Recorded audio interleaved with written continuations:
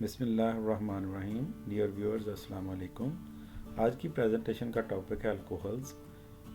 ये हम एक नई प्लेलिस्ट शुरू करने जा रहे हैं। इसके अंदर 2 से 3 लेक्चर होंगे और आज के लेक्चर में हम अल्कोहल्स के इंट्रोडक्शन के हवाले से बात करेंगे।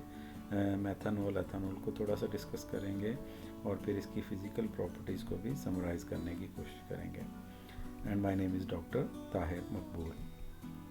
So first of all, let's see the objectives of today's presentation. In this presentation, we will focus on the introduction, importance and physical properties of alcohols. So come on to the introduction first. Alcohols की जब भी बात की जाए तो इसको derivative of water के तौर पे लिया जाता है। फॉर एग्ज़ाम्पल, अगर आप देखें कि ये वाटर का स्ट्रक्चर है और वाटर का formula as you know H2O है, तो यहाँ पे मैंने एक हाइड्रोजन को ब्लू से लेबल किया है। सो अगर हम एक हाइड्रोजन को R से रिप्लेस कर दें तो जो क्लास ऑफ कंपाउंड हमारे पास बनती है this class known as alcohols.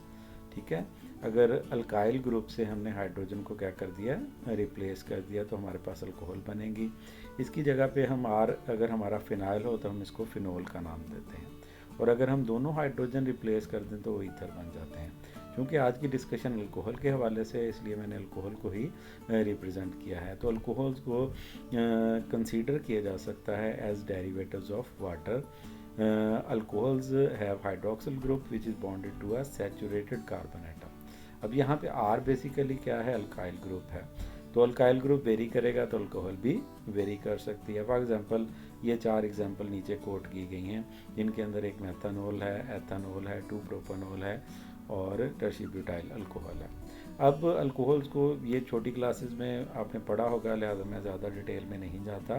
Depending upon के हाइड्रोक्सिल ग्रुप किस कार्बन के साथ अटैच है, अल्कोहल्स को आप प्राइमरी, सेकेंडरी या टर्शरी अल्कोहल के अंदर कैटेगराइज कर सकते हैं। फॉर एग्जांपल, एथनॉल के केस के अंदर ये हाइड्रोक्सिल जो है it is bonded to this carbon atom which is primary carbon, so it is called a primary alcohol. Similarly 2 propanol के केस में, या जिसको हम आइसोप्रोपाइल अल्कोहल का भी नाम देते हैं, this hydroxyl group is linked with the carbon atom which is secondary in nature. अब ये कार्बन जो है ये इस तरफ भी एक कार्बन के साथ अटैच है और इस तरफ भी एक कार्बन के साथ अटैच है, so it is a secondary carbon. तो अल्कोहल भी क्या कहलाएगी, अकॉर्डिंगली सेकेंडरी अल्कोहल कहलाएगी. इस एग्जाम्पल में अगर हम देखें तो हाइड्रोक्सिल ग्रुप जिस कार्बन के साथ अटैच है वो टर्शरी कार्बन है, because it is bonded to 3 other carbon atom. So alcohol जो है यहाँ पे टर्शरी अल्कोहल के नाम से जानी जाएगी. कॉमन नेम इसका टर्शरी ब्यूटाइल अल्कोहल होगा, जबकि आईओपेक रूल्स के मुताबिक इसको हम नाम देंगे 2-मिथाइल 2-प्रोपेनॉल. सो अगर हम इस स्लाइड की समरी करें तो ओवरऑल हम कह सकते हैं alcohols can be considered as a derivative of water molecule. It can be categorized depending upon the nature of carbon atom to which the hydroxyl group is bonded. और ज़्यादातर cases के अंदर sp3 हाइब्रिडाइज्ड एटम्स हैं जिसके साथ hydroxyl group attach होता है, जिनको हम अल्कोहल्स की क्लास के अंदर रखते हैं. सो अल्कोहल्स जो है वो, ये जो पहली एग्जांपल दी वो बड़ी सिंपल एग्जांपल थी, लेकिन नेचर के अंदर अल्कोहल्स आपको बहुत सारे कंपाउंड्स के अंदर मिलेंगी और वो बहुत सारे कंपाउंड्स जो हैं वो कॉम्प्लेक्स भी होते हैं. जिसकी एक बड़ी नॉन एग्जांपल है, दैट इज़ कोलेस्ट्रॉल. अगर आप कोलेस्ट्रॉल को देखें तो it has a complicated structure. अब यहाँ पे हाइड्रोक्सिल ग्रुप जो है वो एक साइक्लिक रिंग सिस्टम के साथ अटैच है. अब ये जो कार्बन एटम है ये सेकेंडरी कार्बन है, तो कोलेस्ट्रॉल को आप सेकेंडरी का अल्कोहल की कैटेगरीज के अंदर भी रख सकते हैं और ये नेचुरली अकरिंग अल्कोहल भी है. सिमिलरली जो अल्कोहल कार्बन एटम है लाजमी नहीं है कि वो अल्काइल ग्रुप या सैचुरेटेड चेन का ही हिस्सा हो, वो एक अनसैचुरेटेड चेन का सैचुरेटेड कार्बन भी हो सकता है. फॉर एग्जांपल, अल्किनाइल जो ग्रुप है उसका भी आर जो है उसके अंदर अल्किनाइल ग्रुप भी हो सकता है और अल्काइनाइल ग्रुप भी हो सकता है. फॉर एग्जांपल, अब ये एग्जांपल देखें 2-प्रोपिनोल, जिसको हम एलाइल अल्कोहल कहते हैं क्योंकि ये एलिलिक सिस्टम है. ये एलिलिक सिस्टम हमने डीलोकलाइज्ड केमिकल बॉन्डिंग के अंदर देखा था. तो यहाँ पे अगर आप देखें तो ये जो हाइड्रोक्सिल ग्रुप है वो sp3 हाइब्रिडाइज्ड कार्बन के साथ ही डायरेक्टली लिंक है, लेकिन जो R ग्रुप है वो बेसिकली अल्किनाइल ग्रुप है. सिमिलरली इस एग्जांपल के देखें, इसको हम 2 प्रोपाइनोल कहते हैं क्योंकि इसके अंदर प्रोपाइन बेसिकली यानी कि ट्रिपल बॉन्ड मौजूद है। इसको प्रॉपर गाइल अल्कोहल भी कहते हैं। तो यहाँ पे भी hydroxyl group sp3 hybridised carbon के साथ अटैच है, लेकिन जो R ग्रुप है वो basically triple bond containing alkyl group है। सिमिलरली अगर हम यहाँ पे देखें तो ये बेंजीन है और बेंजीन के साथ CH2 लगा हुआ है, इसको हम बेंजाइल ग्रुप कहते हैं। तो इसके साथ अगर हाइड्रोक्सल यहाँ पे इस कार्बन के साथ अटैच है, ये कार्बन भी sp3 हाइब्रिडाइज्ड है और इस अल्कोहल को हम नाम देते हैं बेंजाइल अल्कोहल को। तो इन तीनों एग्जांपल्स के अंदर देखें, जो R है वो उसके अंदर आपको फिनाइल भी मिलता है, उसके अंदर ट्रिपल बॉन्ड भी मिलता है, उसके अंदर डबल बॉन्ड भी मिलता है। तो R के अंदर कोई भी ग्रुप हो सकता है, लेकिन हाइड्रोक्सिल ग्रुप जो है वो अटैच इन तीनों एग्जांपल्स के अंदर किसके साथ है, sp3 हाइब्रिडाइज्ड कार्बन आइटम के अंदर है। सो ये भी बिल्कुल अल्कोहल्स की क्लास में ही डिस्कस किए जाएंगे। इसके अलावा इनोल्स आपने देखी होंगी, वो हम ऑलरेडी टाटोमर्स के अंदर डिस्कस कर रहे हैं। So these alcohols occurs widely in nature and have many industrial and pharmaceutical applications। तो अल्कोहल्स आपको बहुत सारी कुछ एग्जांपल तो यहाँ भी दे ली और कुछ आपने प्रीवियस क्लासेस के अंदर पढ़ी होंगी। तो उनके अंदर 2 इम्पॉर्टेंट एग्जांपल्स, एक मेथनॉल और एथनॉल, उनके प्रॉपर्टीज़ के हवाले से, अकरेंस के हवाले से या सोर्सेज के हवाले से यहाँ पे हम डिस्कस कर लेते हैं। पहली जो एग्जांपल है दैट इज़ मेथनॉल। मेथनॉल को वुड अल्कोहल के नाम से भी जाना जाता था क्योंकि 1920s तक जो मेजर सोर्स था मेथनॉल का, ये एक्सक्लूसिवली मेथनॉल जो बनाई जाती थी या समझने से हासिल किया जाता था as a by product in the production of charcoal from the wood. Wood से जब हम चारकोल बना रहे होते थे तो methanol as a by product जो है वो अचीव की जाती थी, यही इसका सोर्स था और इसी वजह से जो मेथनॉल है उसको कॉमनली वुड अल्कोहल के नाम से भी जाना जाता है। अब with the passage of time जो सोर्स है वो चेंज होता गया। अगर हम अमेरिका की सिर्फ एग्जांपल लें तो आजकल अमेरिका के अंदर more than 10 billion pounds of methanol जो कि एनुअली प्रिपेयर की जाती है थ्रू सिंथेटिक मेथड, और उसके अंदर जो मोस्ट कॉमन मेथड है उसके अंदर हम कार्बन मोनोऑक्साइड और हाइड्रोजन को in the presence of zinc oxide and chromium oxide at 400 degree Celsius react करवाते हैं और आपके पास क्या बनता है, मेथनॉल बनती है। ठीक है, ये मेथड जो है सिंथेटिकली बहुत ज़्यादा कॉमन है और इस मेथड के ज़रिए मैक्सिमम अमाउंट ऑफ अल्कोहल आज भी बनाई जाती है थ्रू सेंसेस। ठीक है, नेक्स्ट चलते हैं। मेथनॉल के हवाले से ये इतनी ज़्यादा अमाउंट में क्यों प्रोड्यूस की जाती है, उसमें ज़्यादातर जो इसका लार्ज अमाउंट है, वैसे तो इसकी बहुत सारी एप्लीकेशन है, एज अ सॉल्वेंट इसकी एप्लीकेशन है, सिंथेसिस के अंदर बहुत ज़्यादा इस्तेमाल होती है। सिमिलरली जो मेथनॉल है उसका ज़्यादातर हिस्सा ऑलमोस्ट 50% जो है वो कन्वर्ट कर लिया जाता है, ऑक्सीडाइज कर लिया जाता है इनटू फार्मेल्डिहाइड, और जो फार्मेल्डिहाइड ये इंडस्ट्रीज़ के अंदर, पॉलीमर इंडस्ट्रीज़ के अंदर रेसन्स और प्लास्टिक बनाने के लिए बड़े इंपॉर्टेंट स्टार्टिंग मटीरियल के तौर पे इस्तेमाल किया जाता है। सिमिलरली लेबॉर्ट्रीज़ के अंदर या मुख्तलिफ प्रोसेसेस के अंदर, इंडस्ट्रियल प्रोसेसेस के अंदर इसको एज अ सॉल्वेंट के तौर पे यूज़ किया जाता है। इस वजह से भी इसका एक्सेसिव यूज़ है और एक्सेसिव सिंथेसिस है। It is also used as an anti freeze agent. Similarly recent जो इसके ऊपर काम हो रहा है कि इसको एज अ फ्यूल के तौर पे जो है, जिसको हम convenient clean burning liquid fuel का नाम देते हैं, उसके तौर पर भी इस्तेमाल किया जा सकता है और इस हवाले से इसके ऊपर काम हो रहा है। चलिए अगर हम मेथनॉल्स की कुछ प्रॉपर्टीज़ के हवाले से बात करें, सबसे पहले इसका जो बॉइलिंग पॉइंट है that is 65 degree Celsius. It is miscible with water in all the proportions, यानी कि इसमें ये कोई लिमिटेशन नहीं है कि इसकी जो सॉल्युबिलिटी है वो इतने % है। आप इवन के 100 ml मेथनॉल 1 ml वाटर में भी डाल दें तो अल्टीमेटली मिसिबल सोल्यूशन ही आपके पास अचीव होगा। मेथनॉल जो है वो मिसिबल है वाटर के साथ इन ऑल प्रोपोर्शंस।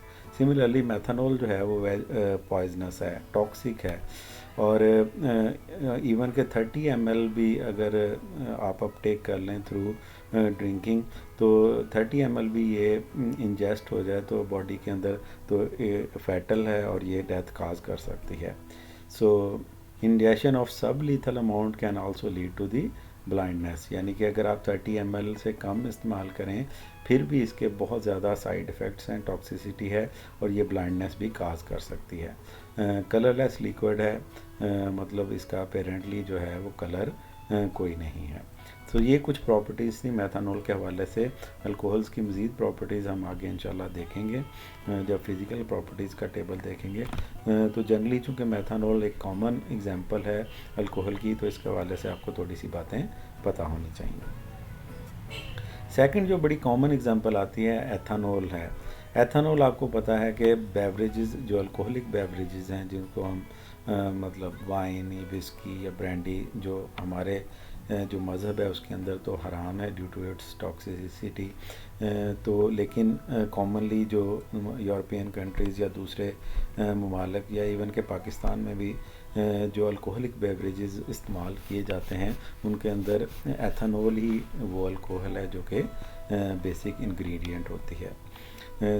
अब अल्कोहल जो है स्पेसिफ़िकली हम एथानॉल की बात कर रहे हैं, ये बनाई जाती है फर्मेंटेशन ऑफ शुगर्स। अब उन शुगर्स का सोर्स जो है वो मुख्तलिफ हो सकता है कि आप कौन सा शुगर का सोर्स ले रहे हैं, मतलब आप किस से उसको बनाना चाह रहे हैं। सो फर्मेंटेशन बेसिकली क्या है, एक एंजाइम कैटलाइज्ड रिएक्शन है।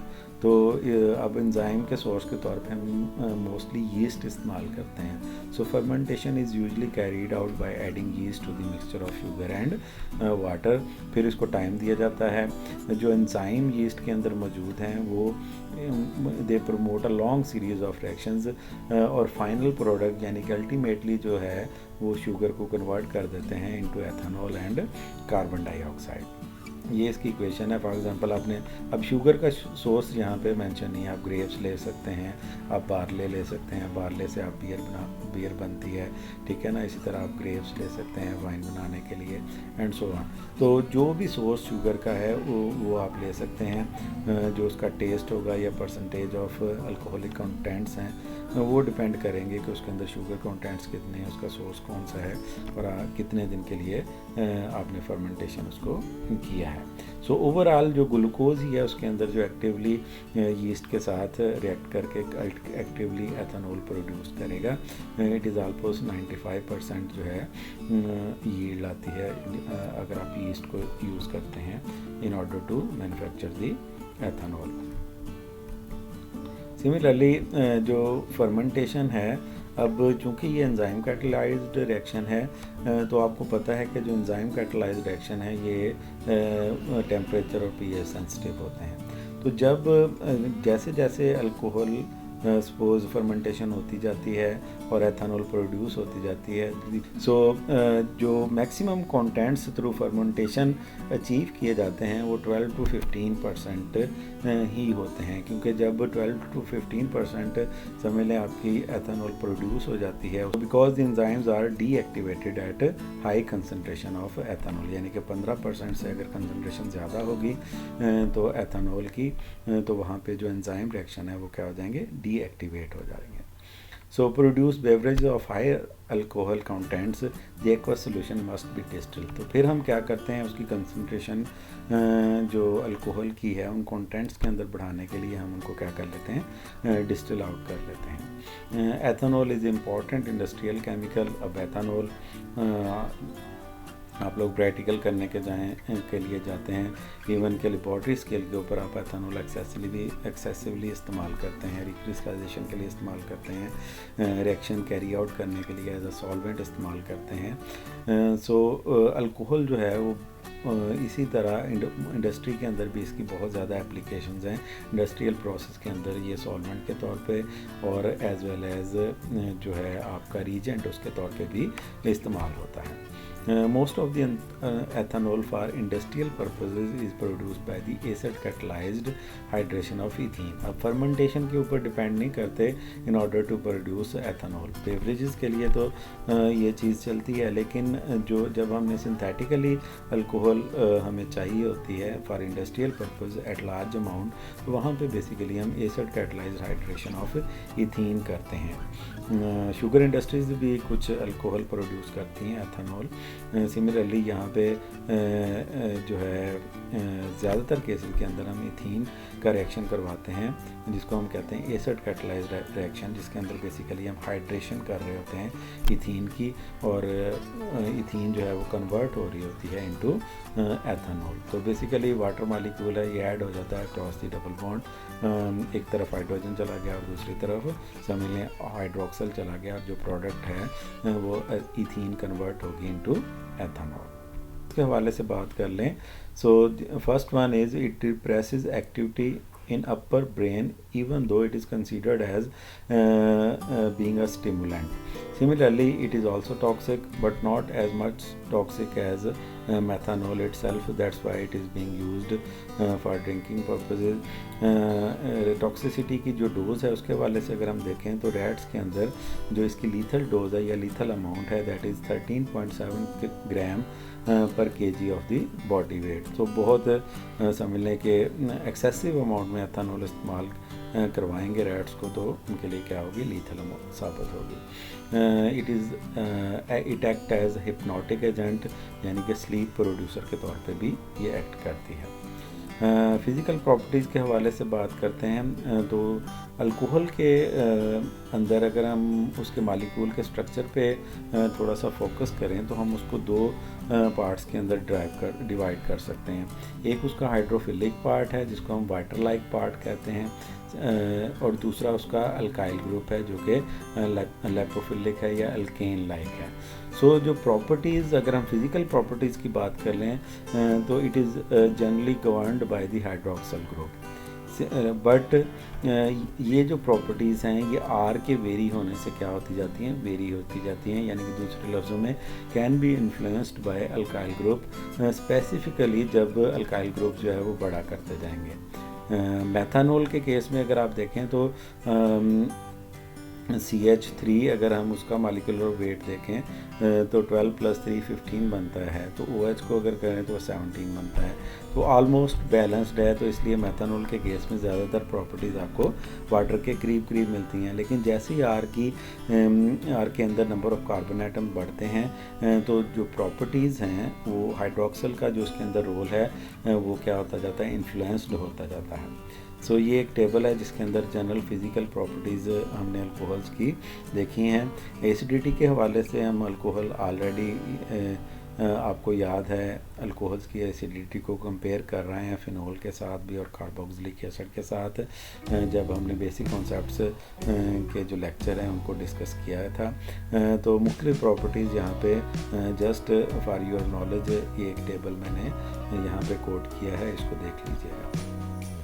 सो फर्दर स्टडीज़ के लिए ये बुक्स हैं जो कि मैंने कंसल्ट की हैं फॉर दिस प्रेजेंटेशन, आप इनको फर्दर स्टडीज़ के लिए कंसल्ट कर सकते हैं। Thank you so much for your interest in this video. अल्लाह हाफ़िज़, फ़ी अमान अल्लाह।